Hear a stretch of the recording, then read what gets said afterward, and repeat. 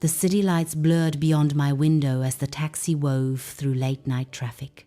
I checked my phone again, no messages. The anticipation building inside me was almost unbearable. Tonight would be different. Tonight, I wouldn't play it safe. Before we continue, if you're enjoying these stories, take a moment to like the video and subscribe. It really helps the channel, and I appreciate every single one of you for being here. Now, let's dive back in. The gallery opening had been a disappointment. Champagne flutes clinked, conversations buzzed with pretentious observations about art most people pretended to understand. I stood alone, studying a particularly abstract piece, when I felt someone watching me. "It's about contradiction," a voice said from behind. "The struggle between what we show the world and what we keep hidden." I turned to find dark eyes studying me with quiet intensity. He was tall, with an easy confidence that made the expensive suit he wore seem almost casual. "Marcus," he said, extending his hand. "Elena," I replied, accepting his gesture. His fingers were warm against mine, lingering just long enough to suggest interest without presumption. "What brings you here tonight, Elena?" he asked, positioning himself beside me, his attention still fixed on the painting. "I was hoping for inspiration," I admitted. "But I'm beginning to think I won't find it here." A smile played at the corners of his mouth. "Perhaps you're looking in the wrong place." His eyes held mine, searching. "What sort of inspiration are you seeking?" I took a sip of champagne, using the moment to decide how honest I wanted to be. "The kind that makes you forget yourself." Something flickered in his expression: interest, understanding, desire. "I know a place," he said simply, "if you're willing to trust a stranger." I should have hesitated. I should have asked questions. Instead, I set down my barely touched glass and nodded. "Lead the way." He guided me through the crowd with a light touch at the small of my back, his fingers sending whispers of electricity through the thin fabric of my dress. Outside, the night air was cool against my flushed skin. Marcus hailed a cab, opening the door for me before sliding in beside me. He leaned forward, giving an address to the driver in a low voice I couldn't quite catch. "Where are we going?" I finally asked, as the city streamed past our windows. "Somewhere more authentic," he replied, his shoulder brushing mine as the taxi turned a corner. "A place where people don't pretend." 20 minutes later, we stood before an unmarked door in a part of the city I rarely visited. The building was nondescript, giving away nothing of what lay inside. Marcus pressed a button beside the door, and after a moment, it opened to reveal a striking woman with cropped silver hair and piercing eyes. "Marcus," she acknowledged with a nod before her gaze shifted to me, assessing. "And guest." "She's with me, Vera," he said, his hand finding the small of my back again. "Elena's looking for inspiration." A knowing smile curved Vera's red lips. "Aren't we all?" She stepped aside, gesturing for us to enter. I followed Marcus into a darkened hallway that opened into a space that defied my expectations. It wasn't the exclusive club I had imagined, but rather a sophisticated lounge bathed in amber light. The furniture was plush, the music a subtle pulse beneath conversations. People clustered in small groups, some talking intently, others observing the room with casual interest. "What is this place?" I asked. "A sanctuary," Marcus replied, guiding me toward the bar, "for people who want more than the usual distractions." As he ordered drinks, I noticed a door on the far side of the room. Every so often, someone would approach it, speak briefly to the man stationed beside it, and disappear beyond. My curiosity must have been evident. "Interested?" Marcus asked, handing me a glass of something amber and aromatic. I took a sip, letting the liquor warm my throat before answering. "Perhaps." His smile was slow, deliberate. "Finish your drink first." We talked as I sipped my cocktail. Marcus was intelligent, attentive, asking questions that made me think rather than simply respond. He listened to my answers as if they mattered, his eyes never wandering to assess other women in the room. By the time I set down my empty glass, I felt both relaxed and strangely alert, my senses heightened. "Ready?" he asked. I nodded, and he led me toward the mysterious door. The guard recognized Marcus immediately, nodding us through without question. Beyond lay another hallway, this one leading to a staircase that descended into what I assumed was a basement level. The music grew louder as we descended, though still not overwhelming. The space below was larger than I expected, divided into areas that seemed to serve different purposes. Some were open, others partially concealed by translucent curtains that revealed only silhouettes of the people within. The lighting was dim but not dark, casting everything in shades of blue and purple. "What happens here?" I asked, though I was beginning to understand.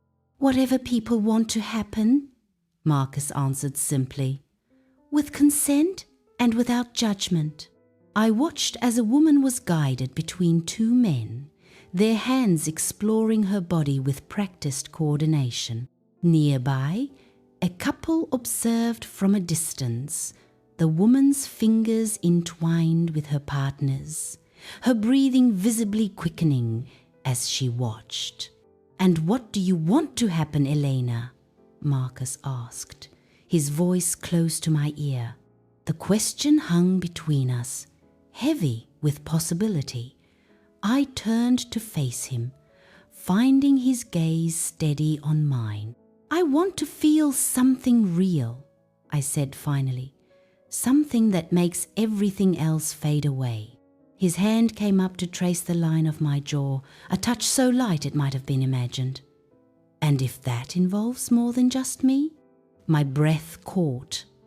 Images flashed through my mind, fantasies I'd only ever explored in the safety of my own thoughts, desires I'd never voiced aloud. "Yes," I whispered, the word escaping before I could reconsider. Marcus studied me for a moment longer, as if making sure, then nodded. "Wait here." He moved through the room with easy familiarity, stopping to speak with two men I hadn't noticed before. They looked in my direction, one with dark eyes that seemed to see right through me, the other with an almost predatory grace as he sipped his drink. Marcus returned, followed by his companions. "Elena, this is David and James," he said, gesturing to each in turn.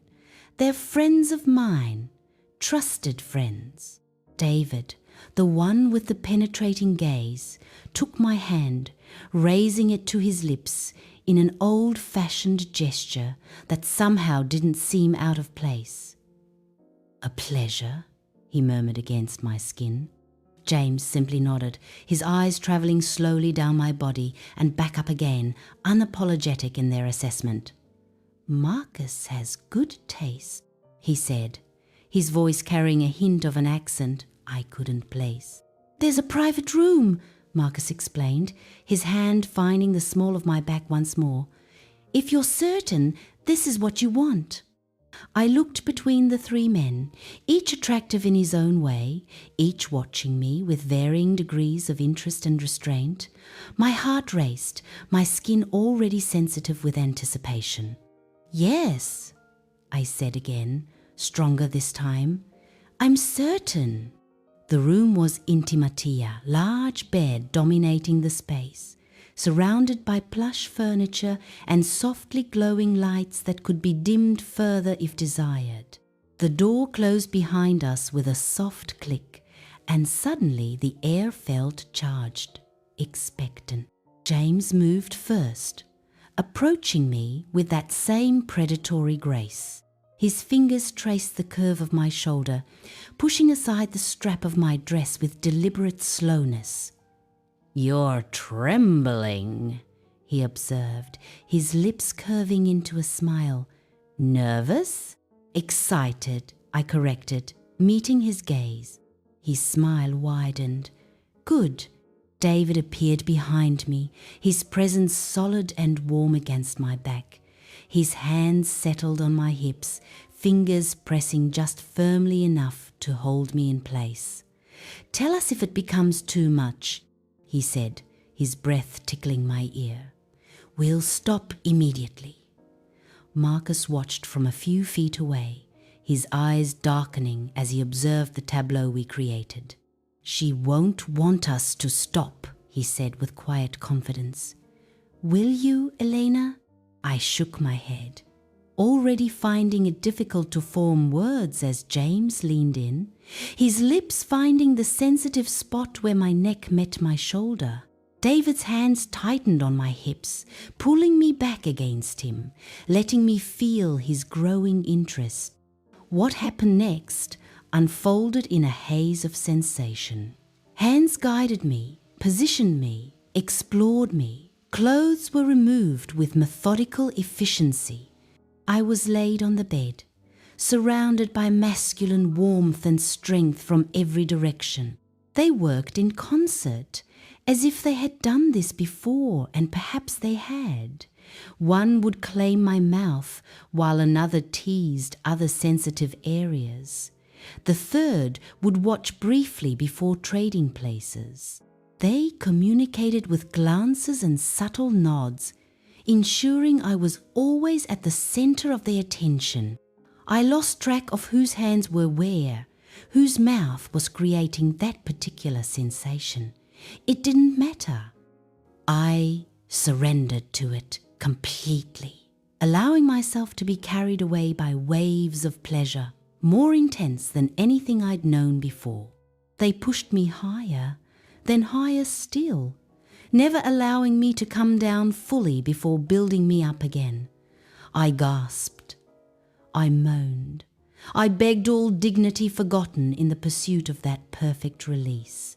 And when it finally came, it was Shatteringa pleasure, so intense it bordered on pain, radiating outward from my core to the very tips of my fingers and toes. But they weren't finished. As one intense climax ebbed, they would patiently, skillfully build me toward another. My body, so responsive in their capable hands, didn't resist. Each peak seemed impossible until I reached it, then surpassed it, climbing ever higher. I lost all sense of time, all awareness of anything beyond the sensations they created. My world narrowed to touch and pleasure and the deep, primal satisfaction of being completely, thoroughly wanted. Much later minutes or hours, I couldn't tell. I lay boneless and sated, my body still occasionally trembling with aftershocks.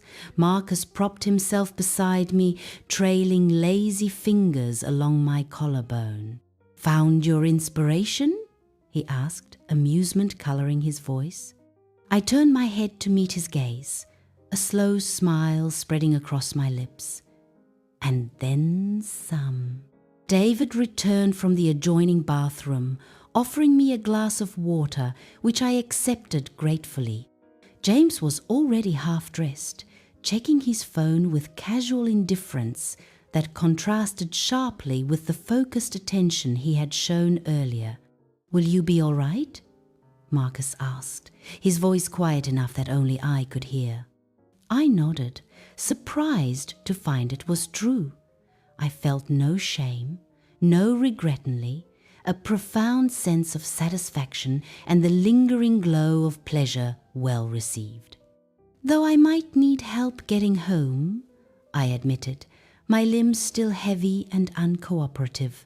He smiled, pressing a gentle kiss to my forehead. Of course! Later, as promised, Marcus escorted me to my apartment building. In the back of the taxi, we sat in comfortable silence, no need for words. When we arrived, he walked me to my door, waiting until I had safely unlocked it. Thank you, I said, meaning it completely. He studied me for a moment. You're not what I expected, Elena. Is that good or bad? Intriguing, he replied. He reached into his pocket, producing a business card which he handed to me. If you ever want to explore further, call me. No pressure, no expectations. I took the card, our fingers brushing in the exchange. I will. After he left, I stood in my quiet apartment, feeling changed in ways I couldn't quite articulate. The woman who had left this place hours earlier, searching for something, was not quite the same one who had returned. I had pushed beyond boundaries. I didn't even know I had discovered depths of desire I hadn't acknowledged. As I slipped into bed, exhaustion finally claiming me, I knew I would call him again. Not immediately. I needed time to process, to understand what this meant for me. But eventually, because now that I had glimpsed what was possible, I couldn't imagine returning to the safe, predictable life I had known before. So tell me, would you have done the same? Would you have followed a stranger into the unknown, risking disappointment for the chance at something extraordinary? Or would you have played it safe, wondering forever what might have been? I'm curious to hear your thoughts in the comments below. And if you enjoyed this story, don't forget to like the video, subscribe to the channel, and turn on notifications by clicking the bell icon. That way, you'll never miss a new upload. Trust me, you won't want to be left out. Until next time.